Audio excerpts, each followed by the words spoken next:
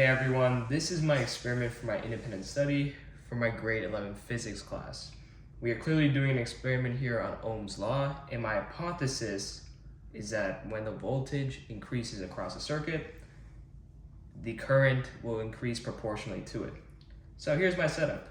We have a breadboard here with a 1 kilo ohm resistor, along with a multimeter and a bench power supply unit. The bench power supply unit allows me to control the voltage. The multimeter allows me to read the readings.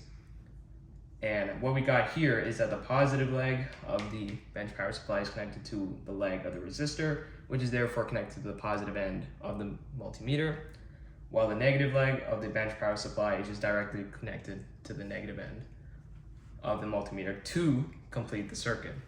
So let's start with the experiment. I'm going to increase in increments of 0.5 volts. So let's start off here at 0.5 volts. Now when we do that, we clearly see that it's 0.5 milliamps, which is very proportional to the voltage that we have defined for ourselves here. So now we're just going to continuously do this. So let's increase to 1 volt. It is 0.99 milliamps, which is pretty close. Do the same again for 1.5 volts. We get 1.49 milliamps. Do this for 2 volts. 1.98 milliamps. 2.5 volts.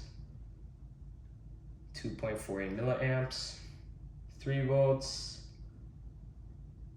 2.98 milliamps. 3.5 volts.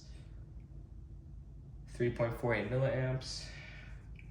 4 volts, 3.98 milliamps, 4.5 volts, 4.48 milliamps, and finally 5 volts, where you will get 4.99 milliamps, which is directly proportional, which therefore proves Ohm's law.